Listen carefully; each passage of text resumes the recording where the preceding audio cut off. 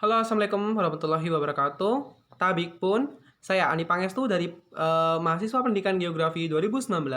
Saya di sini akan membacakan buku mengenai ekologi manfaat dan rehabilitasi hutan pantai Indonesia yang dimana oleh karangan Bapak Faisal Danu Tuheteru Mahfud dari Balai Penelitian Kehutanan Manado.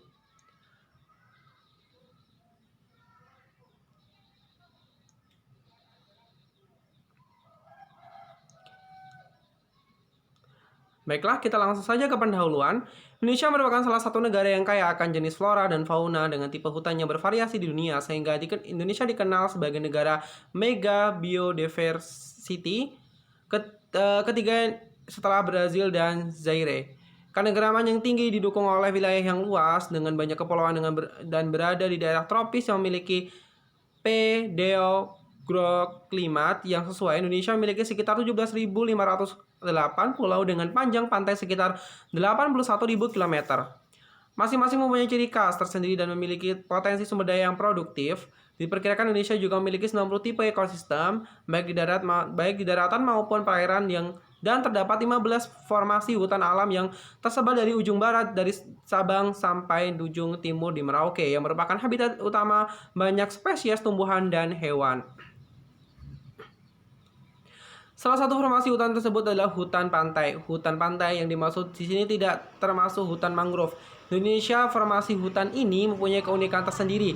Hutan pantai juga merupakan bagian dari ekosistem pesisir dan laut yang menyediakan sumber daya alam yang produktif baik sebagai sumber pangan, tambang, mineral maupun energi, media komunikasi dan edukasi maupun kawasan rekreasi atau pariwisata serta penemuan produk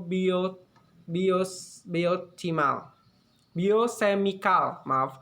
Namun seiring dengan laju pertambahan penduduk dan dinamika pembangunan regional yang tidak taat atas kelestarian lingkungan hidup, tipe hutan tersebut akhir-akhir ini mulai mengalami kerusakannya. Berarti data menunjukkan bahwa luas vegetasi pantai dari tahun ke tahun cenderung menurun. Jika pada tahun 1996 luas vegetasi pantai mencapai 180.000 hektar, sampai tahun 2004 hanya sekitar 78.000 hektar saja. Rusaknya ekosistem hutan pantai dapat menimbulkan berbagai permasalahan terutama berkaitan dengan abrasi pantai, intrusi air laut, perubahan iklim mikro, turunnya nilai produktivitas hayati di ekosistem pantai. Pada tahun 1997 tercatat oleh lebih dari 60 lokasi pantai dan muara di 17 provinsi telah terjadi bencana abrasi pantai, diantaranya di seluruh pantai utara Jawa, pantai utara Sumatera, dan pantai Sulawesi Selatan. Selain itu juga kekhawatiran berbagai pihak akan tenggelamnya 2000 pulau di Indonesia pada tahun 2030 akibatnya naiknya permukaan air laut sering dengan perubahan iklim global dan rusaknya ekosistem pesisir bukanlah hal yang tidak mungkin jika keadaan ini terus berlanjut. Kesadaran masyarakat akan pentingnya hutan pantai di Indonesia mulai muncul pada pasca tsunami di Aceh pada tanggal 26 Desember 2004 di beberapa daerah di Indonesia. Gerakan penyelamatan hutan pantai dalam bentuk penanaman telah dan sering dilakukan. Gerakan tersebut muncul atas inisiatif individu, kelompok, lembaga-lembaga non pemerintah maupun yang dikelola pemerintah daerah setempat. Untuk terus menggugah masyarakat Indonesia, baru-baru ini Gerakan Perempuan Tanam dan Pelihara GPTP 2010 mengadakan konservasi dan pameran nasional dengan tema penyelamatan hutan pantai dan peningkatan kesejahteraan masyarakat pesisir, pertama di Gedung Menggala Wana Bakti, Gedung Kementerian Kehutanan Republik Indonesia, Jakarta pada tanggal 23 sama 25 November 2010. Kegiatan tersebut dibuka resmi oleh Presiden Republik Indonesia Bapak Dr. Susilo Bambang Yudhoyono SBY dalam sambutannya menyatakan bahwa penyelamatan hutan pantai bisa membantu masyarakat Indonesia di kawasan pesisir keluar dari lilitan kemiskinan dan saatnya melakukan rehabilitasi terhadap hutan pantai dan mangrove yang rusak serta perlu perlindungan terhadap garis pantai Indonesia. Menyadari parahnya lingkungan hidup dan hutan yang memiliki arti penting bagi kelangsungan hidup seluruh makhluk hidup, baik untuk generasi sekarang maupun yang akan datang, maka perlu ada dilakukan moral dari sebuah komponen bangsa untuk terus membangun kesadaran kolektif anak bangsa demi menjaga dan melestarikan lingkungan hidup. Salah satu gerakan yang telah dan sedang dilakukan di Indonesia adalah gerakan pendidikan konservatif. Lalu, pendidikan konservatif bertujuan untuk meningkatkan pengetahuan dan kesadaran akan pentingnya lingkungan hidup dan hutan, mengembangkan keterampilan dan menumbuhkan kepedulian dan sikap hidup ramah lingkungan. Pendidikan diarahkan kepada seluruh lapisan masyarakat, terutama bagi para siswa dan generasi muda umumnya yang sedang menuntut ilmu pengetahuan, serta mereka yang berperan baik secara langsung maupun tidak langsung dalam penentuan kebijakan dan atau usaha pembangunan kawasan hutan dan konservasi, serta para pelaku ekonomi dan sebagainya. Output akhir dari pendidikan konservasi ini adalah kita sebagai merasa terpanggil untuk turut mengabdikan diri dalam upaya mengurangi kemerosotan sumber daya, hutan, dan kerusakan lingkungan hidup. Lanjut, di sini ada hutan dan permasalahannya. Dalam pengertian hutan, dalam berbagai literatur terdapat beberapa pengertian definisi hutan, namun pada dasarnya semua mempunyai maksud yang sama. Pengertian hutan yang ditinjau dari faktor-faktor wujud, biofisik lahan, pertumbuhan, fungsi ekologi, kepentingan kegiatan operasional, dan status hukum lahan hutan. Berikut ini menjelaskan beberapa pengertian hutan. 1. Hutan adalah suatu komunitas tumbuhan yang didominir oleh pohon atau tumbuhan berkayu lain, tumbuh secara bersama-sama dan cukup rapat. Sharma 1992 dalam Suhendang 2002. Hutan adalah, lalu yang kedua, hutan adalah masyarakat pertumbuhan yang dikuasai oleh dominasi oleh pohon-pohon dan mempunyai keadaan lingkungan yang berbeda dengan keadaan di luar hutan. Lanjut, yang ketiga, hutan adalah suatu hamparan lapangan bertumbuh pohon-pohon yang secara keseluruhan merupakan persekutuan hidup dan alam hayati beserta alam lingkungan dan yang ditetapkan oleh pemerintah pasal adalah sebagai hutan. Lanjut ke yang keempat adalah hutan adalah suatu hamparan ekosistem berupa hamparan lahan berisi sumber daya alam hayati yang didominasi pepohonan dalam persekutuan alam lingkungannya yang satu dengan lainnya tidak dapat dipisahkan. Lanjut, berdasarkan uraian pengertian hutan di atas, maka dapat diperoleh gambaran yang bersifat umum mengenai pengertian hutan. Yang pertama yaitu hamparan lahan yang ditumbuhi pohon-pohon dengan kerapatan dan luasan yang cukup. Yang kedua yaitu kumpulan dari bidang-bidang lahan yang ditumbuhi pohon-pohon atau dapat ditumbuhi pohon-pohon dengan kerapatan dan luas yang cukup. Lanjut, yang ketiga, lahan dapat memiliki keadaan biofisik berhutan atau tidak berhutan asal ditetapkan oleh pemerintah sebagai hutan dan kawasan hutan. Yang keempat, merupakan masyarakat tumbuhan yang didominasi oleh pohon-pohon atau tumbuhan berkayu lainnya. Merupakan satu kesatuan ekosistem, mampu menciptakan iklim mikro di dalam hutan yang berbeda dengan keadaan ekosistem di luar hutan. Yang pertama yaitu formasi hutan Indonesia. Indonesia mempunyai banyak tipe hutan yang masing-masing memiliki sifat-sifat khusus dan fungsi utama. Hutan hujan tropis Indonesia dikenal sebagai hutan yang paling kaya dan akan jenis dan ekosistem yang kompleks. Disebut hutan hujan tropis karena Indonesia berada di garis khatulistiwa dengan ciri iklim yang khas di mana temperatur dan kelembaban tinggi yang konstan dan rata-rata curah hujan tahunan kurang dari 2000 mm atau lebih dari curah hujan bulanan tidak kurang dari 100 mm. Berdasarkan karakter habitat yang dimiliki, hutan tropika Indonesia seperti tanah, iklim, ketinggian tempat, topografi, geologi, dan curah hujan, maka hutan tropika Indonesia dapat dikelompokkan ke dalam beberapa formasi hutan. Formasi hutan tersebut adalah yang pertama, hutan mangrove, mangrove forest. Mangrove forest, hutan mangrove adalah kesebutan untuk komunitas tumbuhan yang hidup di daerah pasang surut pantai, tidak terpengaruh oleh iklim, tanah tergenang, air laut, tanah berlumpur ataupun liat, tidak memiliki serata tajuk. Pohon-pohon dapat mencapai tinggi 30 meter pada umumnya.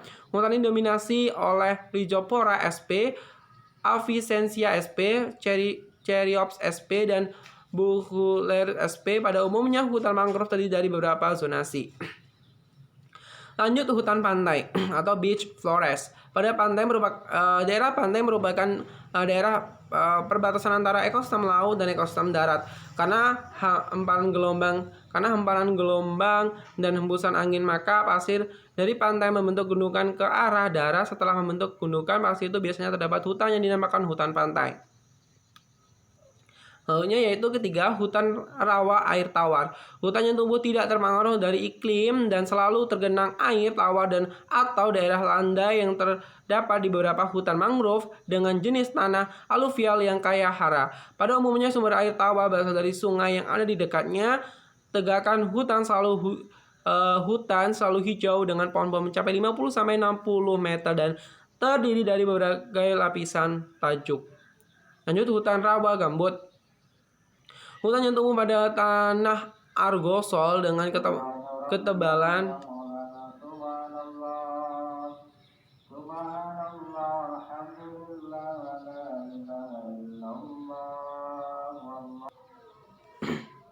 lanjut, yaitu yang ketiga itu hutan rawa air tawar atau freshwater swamp forest.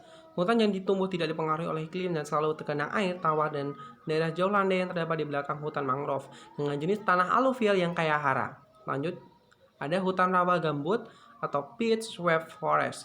Hutan yang tumbuh pada tanah argosol dengan perlahan lapisan gambut 20 sampai lebih. Lanjut, hutan hujan dataran rendah. Hutan tumbuh di bawah 1000 meter di atas permukaan laut.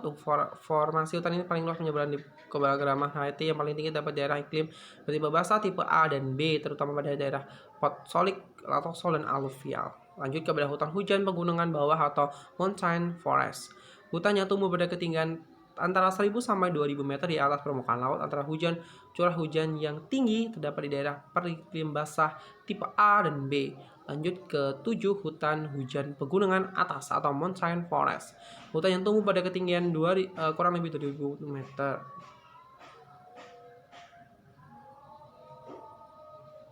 Yang ada hutan musim tengah atau atas.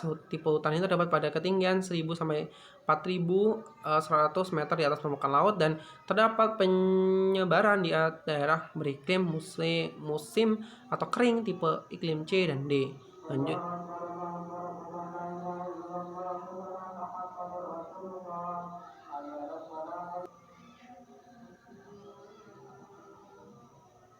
Oke, selanjutnya kita melanjutkan. Maaf, tadi ada kendala sedikit. Lalu kita lanjut kepada tipe savana. Hujan hutan ini berkisar di daerah rumput dan pohon-pohon yang terpencar jarang sampai dengan padang rumput yang berpohon dan merupakan klimaks dengan tipe E dan F, jenis tanah Mediterranean, regosol, dan grumosol. Lanjut kepada hutan pada tanah kapur. Hutan ini terdapat terutama jenis tanah Mediterranean dan Rancina dari bahan induk batu kapur. Hutan ini seperti ditumbuhi pohon dengan keanekaragaman jenis yang lebih sedikit. Daerah penyebaran utama di Papua, Maluku, dan Sulawesi. Lanjut pada hutan pada batuan ultra basah. Hutan ini tumbuh pada tanah yang banyak mengandung mineral magnesium, besi, silika, kalsium, aluminium, dan logam-logam berat lainnya. Lanjut kepada hutan riparia atau tepi sungai.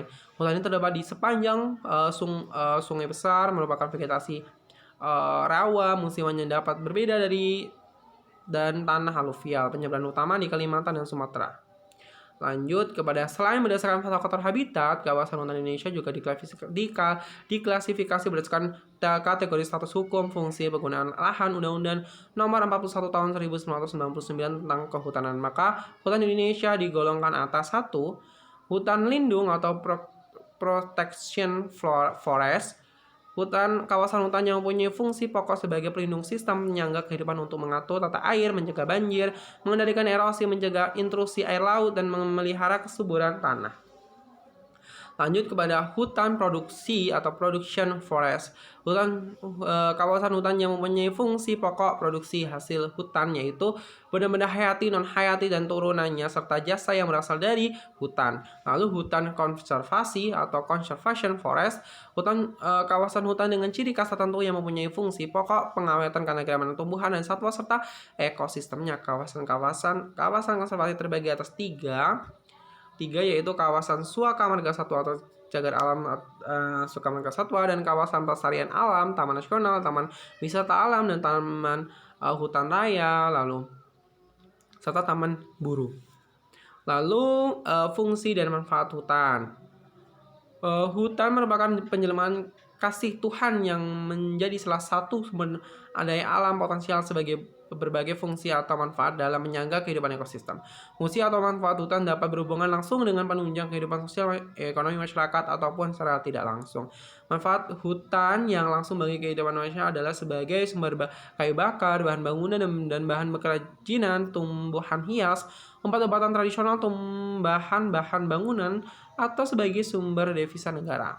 Dengan fungsi hutan secara tidak langsung adalah sebagai memulihkan kualitas lingkungan hidup, serta mengatur tata air dan melindungi bahaya erosi, memelihara iklim setempat, serta habitat satwa liar untuk rekreasi dan alam lain. Di bawah ini dapat dijelaskan secara singkat fungsi dan manfaat hutan, diantaranya yaitu yang pertama hutan dan kestabilan iklim, lalu ada hutan dan nilai keanekaragaman hayati, hutan dan transfer nilai air, hutan dan hasil hutan kayu, serta hutan dan hasil hutan non kayu. Di sini kita dapat menjelaskan bahwa jenis ada resin, ada minyak asidi, ini jenis-jenis golongan HHK, golongan HHBK non kayu dan kayu ya. Lalu di sini ada hutan sebagai penyedia lapangan kerja, dan hutan sebagai penggerak wilayah, hutan membantu mengendalikan penyakit dan hama, hutan dan nilai spiritual, hutan sebagai media pendidikan pengembangan ilmu pengetahuan, hutan sebagai objek ekoturisme dan rekreasi alam. Lanjut kepada kerusakan hutan. Sumber daya hutan Indonesia hari ini mulai terancam. Keberadaannya, ancaman ini dapat disebabkan oleh beberapa faktor, diantaranya yang pertama, keadaan alam geomorfologi yang rentan terhadap erosi banjir, tanah longsor, dan kekeringan abrasi, gempa bumi, gunung meletus, serta gelombang laut. Yang kedua, iklim atau curah hujan yang tinggi yang potensial menimbulkan daya kerusak lahan atau tanah erosivitas tinggi, dan aktivitas manusia diantaranya konservasi kawasan hutan untuk tujuan pembangunan sektor lain, misalnya perkebunan, pertambangan, dan transmigrasi, pencurian kayu, atau penebangan liar. Di sini ada dampak bentuk kerusakan terhadap fungsi hutan, ada gangguan illegal logging, ada gangguan terhadap jasa lingkungan, gangguan air, erosi tanah, salah satu pemicu banjir, tanah longsor, dan lain-lain. Lalu kesimpulan dari bab 1 dan 2 tadi kita sebutkan bahwa hutan tidak hanya satu jenis saja, tapi hutan banyak jenis-jenisnya dan memiliki potensi serta kegunaannya masing-masing. Lanjut kepada bab ketiga, yaitu ekologi hutan pantai. Jenis pantai di Indonesia. Pantai merupakan suatu wilayah yang dimulai dari titik terendah air laut pada waktu surut hingga arah ke daratan sampai batas paling jauh gelombang atau ombak menjulur ke dataran yang ditandai dengan garis pantai. Garis pantai atau shoreline merupakan tempat pertemuan antara air laut dan daratan. Garis pantai ini setiap saat berubah-ubah sesuai dengan perubahan pasang surut air laut. Umumnya morfologi dan tipe pantai sangat ditentukan oleh intensitas, frekuensi, dan kekuatan energi yang menerpa pantai tersebut. Daerah yang berisiko rendah biasanya landai bersedimen pantai halus atau lumpur, sedangkan yang terkena energi berkekuatan tinggi biasanya terjal atau berpasir dan kasar. Lalu di sini ada secara umum kondisi jenis pantai di Indonesia berdasarkan letak, kondisi, dan posisi pantai dapat dikelompokkan atas pantai berpasir, pantai berlumpur, pantai berawa, dan pantai berbatu.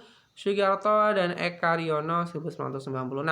Berikut ini penjelasan keempat bentuk pantai tersebut. Yang pertama ada pantai berpasir. Pantai berpasir merupakan pantai yang didominasi oleh hamparan atau dataran pasir baik yang merupakan pasir hitam, abu-abu, putih. Selain itu terdapat lembah-lembah, diantaranya tebing pasir. Lanjut ada pantai berlumpur. Pantai berlumpur merupakan hamparan lumpur sepanjang pantai yang dihasilkan oleh proses sedimentasi atau pengendapan, biasanya terletak di dekat muara sungai. Lumpur tersebut terdiri atas partikel halus yang mengandung humus dan gambut atau gambut. Lanjut yang ketiga yaitu tumbuhan berawa. Pantai berawa. Pantai berawa merupakan daerah yang terkena air baik secara permanen ataupun temporer. Tanah dan air pantai ini memiliki tingkat keasaman yang tinggi. Lanjut, pantai berbatu. Pantai berbatu merupakan pantai yang berbatu-batu memanjang ke laut dan berendam air. Umumnya terdapat dari bongkahan-bongkahan batuan granit. Lalu ekologi hutan pantai Indonesia. Indonesia merupakan salah satu negara dengan garis pantai terluas di Asia Tenggara, 81 km. Di sepanjang pantai tersebut ditumbuhi oleh berbagai vegetasi pantai, salah satunya adalah vegetasi hujan pantai. Istilah hutan pantai pertama kali disebut oleh Whitford 1911. Lanjut, di sini ada pantai berpasir. Secara singkat, penjelasan pantai berpasir adalah penjelasan sebelumnya. Secara umum, pantai berpasir bervariasi bentuknya berdasarkan deposit pantai, diantaranya gumuk pasir atau sand dunes, speed dan pasir bawaan. Gumuk pasir merupakan tumpukan bukit yang terbentuk oleh pasir yang tertiup oleh angin. Beberapa daerah di Indonesia yang memiliki bukit-bukit pasir atau gumuk pasir, antaranya adalah pantai utara Madura, Parangtritis dekat Yogyakarta, di barat Laut Jawa dekat Puger, dan di dekat sebuah danau dangkal di sebelah tenggara Lumajang, serta di bagian barat Sumatera.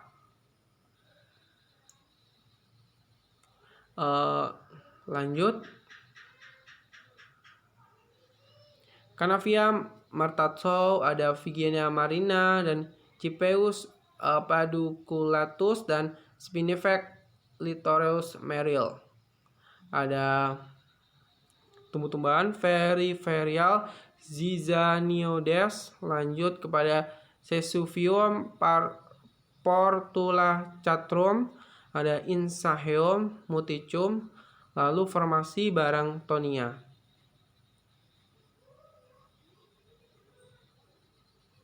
Di bawah ini dapat dijelaskan deskripsi singkat tentang tumbuh-tumbuhan yang menyusun struktur dan komposisi formasi Barringtonia, yakni sebagai berikut.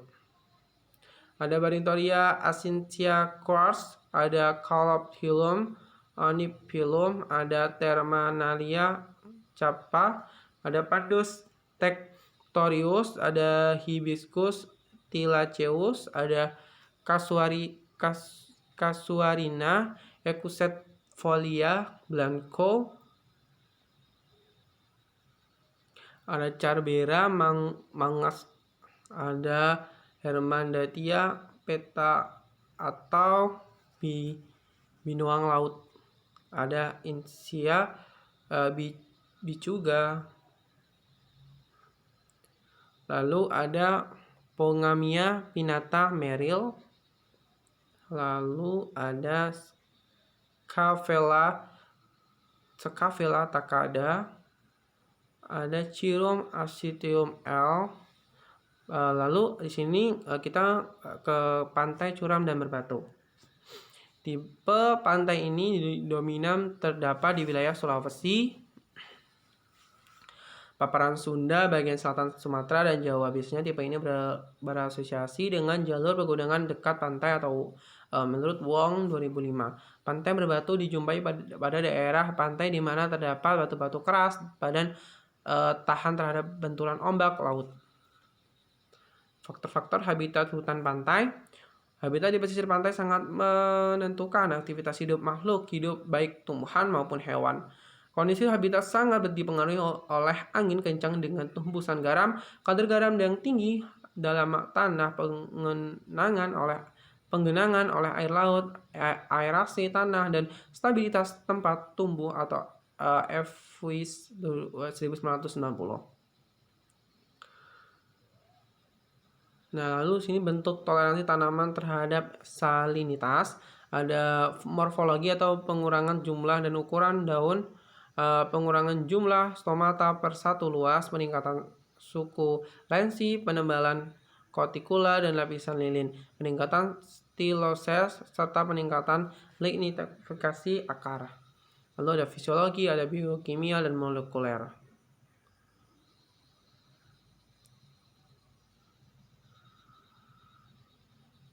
Lanjut, ini gambar-gambarnya. Pengenangan sekali oleh air laut. Tumbuhan pada zona perintis seringkali mengenang oleh air laut akibat aktivitas ombak. Pengenangan ini akan meninggalkan garam di sekitar daun tumbuhan yang mengenang tegenang air. Satu menyebabkan adalah genangan air laut dan waktu beberapa hari, dan umumnya mengenang air laut ini melanda lokasi yang jauh dari pantai. Lalunya ada aerasi dan porositas tinggi, stabilitas tempat tumbuh. Lalu fungsi fisik hutan pantai merendam pukulan gelombang pantai,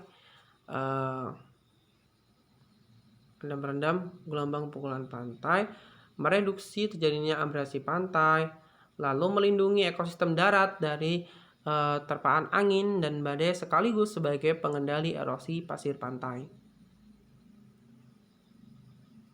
Lalu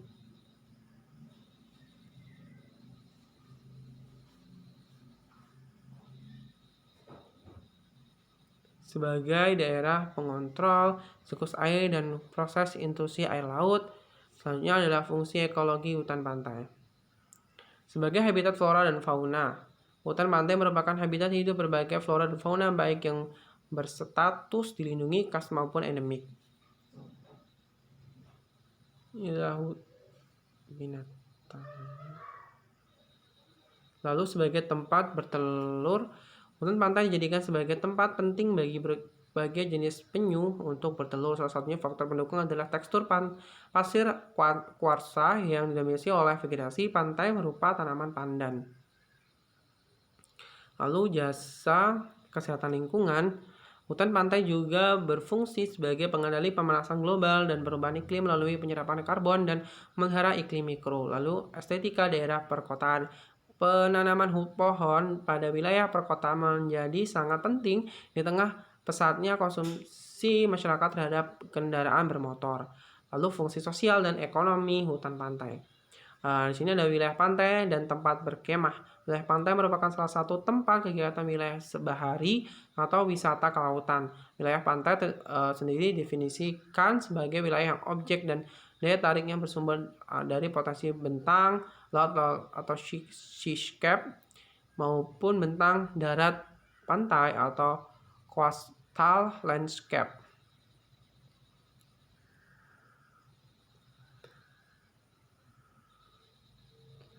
Lalu penghasil bahan baku industri kosmetik dan biodiesel.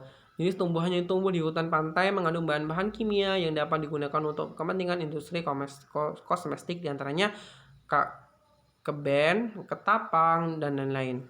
Sedangkan tanaman yang pantai berpotensi untuk dijadikan sebagai biodiesel adalah menyaplung dan keranji.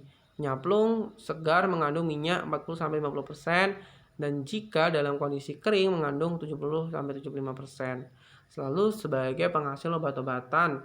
Vegetasi yang tumbuh baik di ekosistem hutan pantai memiliki potensi ekonomi yang tinggi karena banyak mengandung zat bioaktif tinggi di bidang kedokteran. Beberapa jenis tanamannya yaitu Calyphyllum langiarum berkhasiat untuk antivirus HIV, sudah dipatenkan oleh USA dan Malaysia.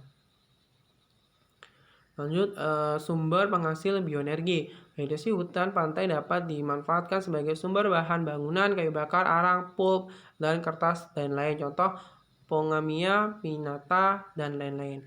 Lalu sumber tempat budidaya pertanian, lalu mendukung kegiatan penelitian dan pendidikan, kekayaan sumber daya mineral. Jadi kesimpulan pada bab 44 tadi, kita dapat ketahui bahwasanya di sana hutan pantai itu sangat bervariasi serta memiliki ekosistem dan memiliki vegetasi yang bermacam-macam. Berbeda dengan hutan yang ada di bukan di pantai seperti itu. Lalu masuk ke bab 5 yaitu kerusakan hutan pantai dan dampaknya. Hari ini ekosistem hutan pantai mengalami kerusakan yang cukup berat. Berarti kerusakan tersebut sangat dipengaruhi oleh berbagai aktivitas manusia dan faktor eksternal lainnya.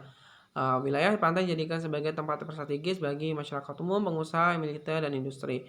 Aktivitas manusia sebagai pencemaran pantai dan aktivitas industri dan masyarakat, aktivitas rekreasi, perubahan bentang dan alam akibat aktivitas pembangunan dan aktivitas lain turut berkontribusi terhadap dan kerusakan pantai.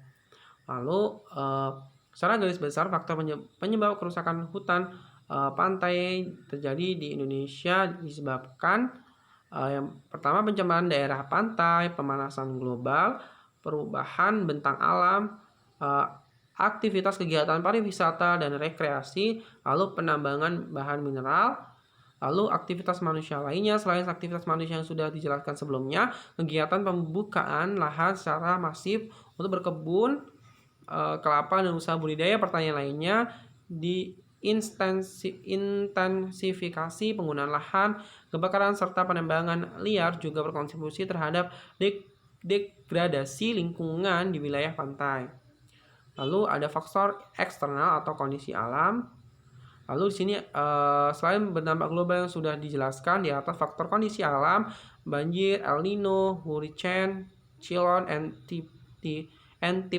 tip house, termasuk tsunami turut berkontribusi terhadap kerusakan hutan pantai.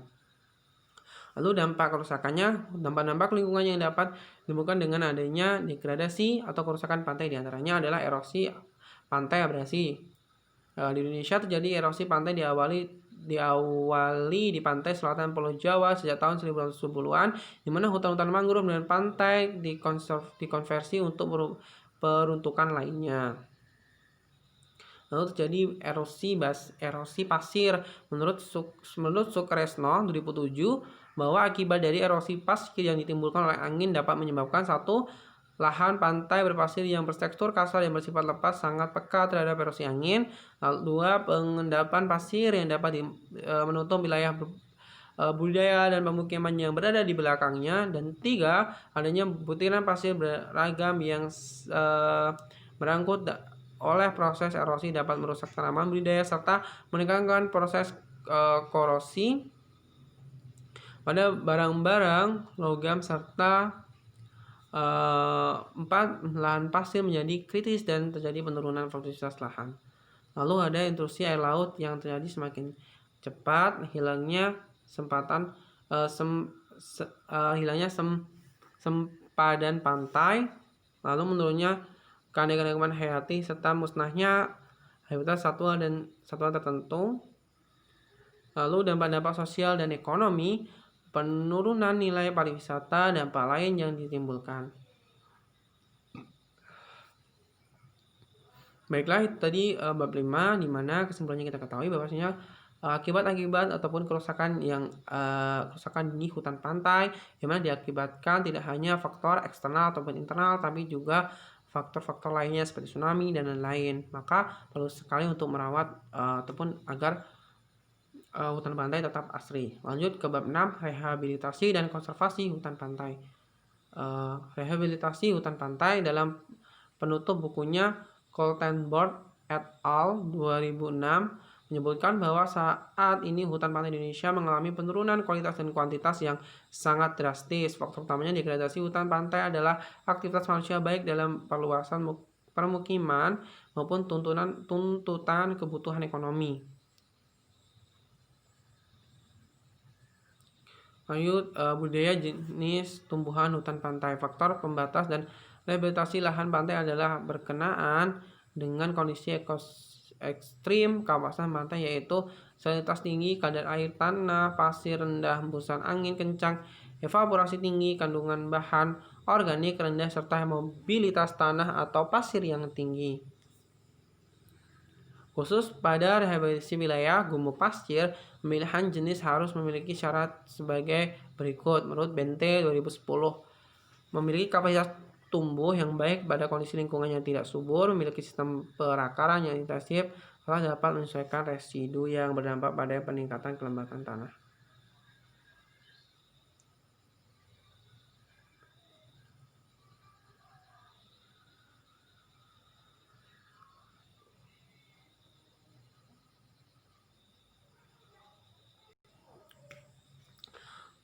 Oke, lanjut. Oke, tadi sampai ini dapat dijelaskan beberapa jenis tanaman pantai yang telah berhasil dikuasai metode atau pemanjakannya atau perkembangbiakannya, yaitu cemara laut. Jadi ada cemara laut, lalu ada nyamplung atau Calyphlum inopilum, lalu ada merbau,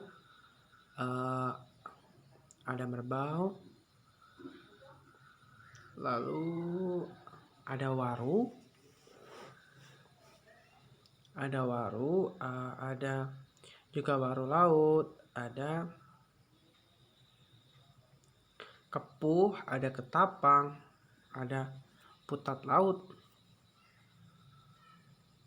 Ada putat laut, lalu ada pintaro, ada pandan, ada keranji, semen, stek, dan lain-lain. Ini adalah gambarnya. Lalu sini pentingnya konservasi. Penetapan kawasan konservasi. Hutan pantai merupakan daerah penyangga atau peralihan antara kawasan daratan dan laut sehingga sangat peka terhadap gangguan. Mengingat begitu pentingnya peran hutan pantai, maka perlu dilakukannya upaya konservasi. Untuk mendukung upaya tersebut, beberapa kawasan pantai di Indonesia telah ditetapkan sebagai kawasan konservasi.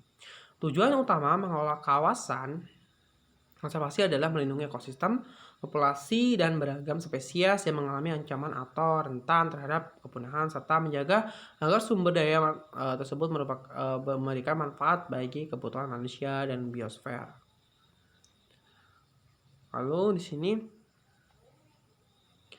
menjalankan 6 program strategis yang perlu dilaksanakan. Yang pertama, melibatkan secara aktif peran masyarakat lokal di kawasan konservasi. Yang kedua, pelindungan yang ketat di daerah zona inti.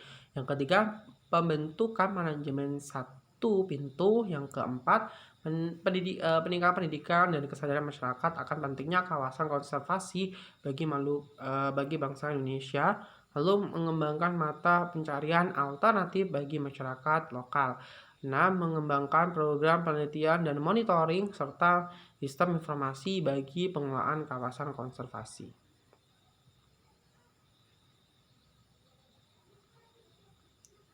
Lalu konservasi jenis fauna pantai. Seperti dijelaskan sebelumnya bahwa hutan pantai merupakan habitat dan jenis-jenis endemik dan langka. Akibat eksploitasi yang berlebihan menyebabkan kelangkaan dan terancamnya jenis-jenis penghuni hutan pantai. Oleh karena itu, keberadaannya perlu dijaga dan terus dilakukan upaya konservasi yang terencana dan teratur. Lanjut, konservasi penyu. Penyu merupakan jenis reptil laut yang sangat berpindah migrasi antara jenis mengitari bumi sepanjang perairan tropis dan subtropis.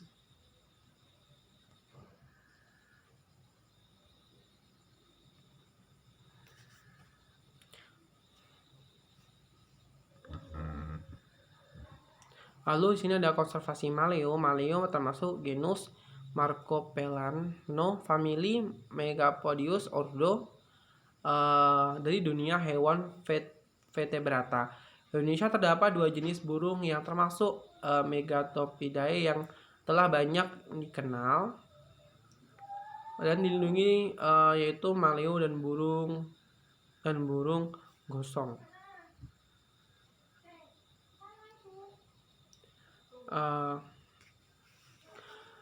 Lanjut kepada 7, hubungan cemara laut dengan Frankia. Cemara laut. Cemara laut merupakan salah satu jenis tumbuhan dari famili Casuarinaceae yang tumbuh di wilayah pantai tropis dan subtropis dan potensial sangat dikembangkan di wilayah pantai untuk berbagai tujuan. Jenis ini berbentuk pohon dengan percabangan halus dan memiliki daun seperti jarum. Umumnya tumbuh di pinggir pantai berpasir, biasanya dari 0 sampai 100 meter di atas permukaan laut. Lalu ada kegunaan cemara laut sendiri. Jenis ini memiliki banyak keunggulan baik dari aspek ekologi maupun ekonomi. Secara ekologi, cemara laut banyak ditanam untuk tujuan rehabilitas dan reklamasi wilayah pantai, stabilitas bukit pasir, perbaikan kesuburan tanah, proteksi wilayah darat termasuk kawasan budidaya pertanian dari hembusan garam dan angin serta sebagai pengendali erosi pantai. Gambar-gambarnya.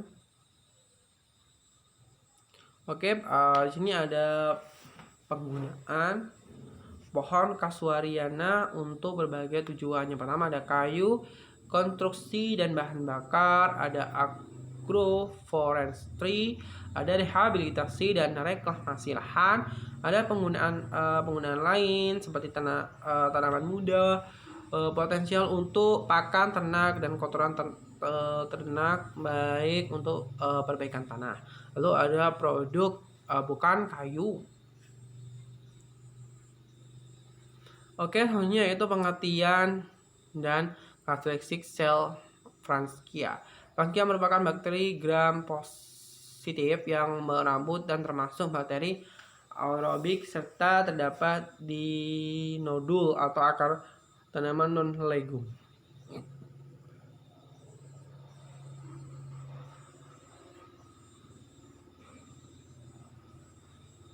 Maaf.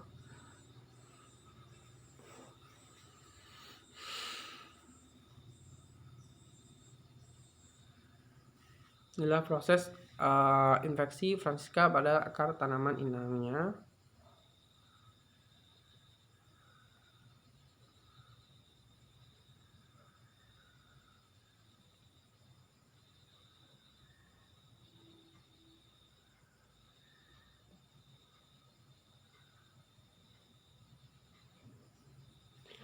Oke, bab 8 atau mungkin bab yang terakhir yaitu budidaya pertanian di wilayah pasir. Rekan Kementerian Kelautan Perikanan nomor 10 Menteri 2002 tentang pedoman umum perencanaan pengelolaan pesisir terpadu dan Undang-Undang tahun 1990. Ini ada budidaya jenis tanaman semusim. Usaha budidaya tanam semusim dapat dilakukan secara monokultur maupun kombinasi beberapa jenis dalam lokasi yang sama yang biasanya ditanam di belakang jalur tanggul angin permanen atau yang lainnya. Lanjut,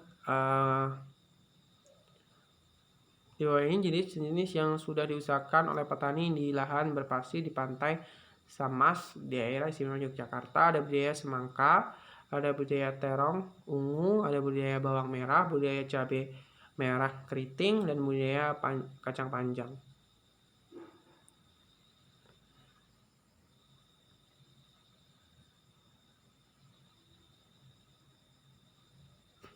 Lalu penutup ataupun kesimpulan, hutan Indonesia tak kecuali hutan pantai, memiliki keanekaragaman hayati yang dapat dimanfaatkan oleh manusia, baik secara langsung maupun secara tidak langsung. Dengan manfaat tersebut, hutan pantai terus dieksploitasi demi kepentingan ekonomi sesaat tanpa memperhatikan daya dukung yang mengakibatkan tidak berfungsinya hutan. Fungsi dan manfaat ini harus terus dijaga dan tetap dipertahankan kualitas dan kuantitasnya demi keberlangsungan hidup manusia sekarang dan yang akan datang.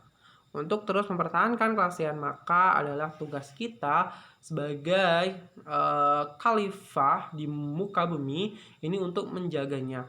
Oleh karena itu dibutuhkan konsistensi kebijakan dan desain program pembangunan yang jelas dengan mempertimbangkan aspek lingkungan hidup dari pemerintah, serta dibutuhkan juga komitmen, solidaritas sama anak bangsa untuk menyelamatkan hutan Indonesia atau Save Our Beach Forest.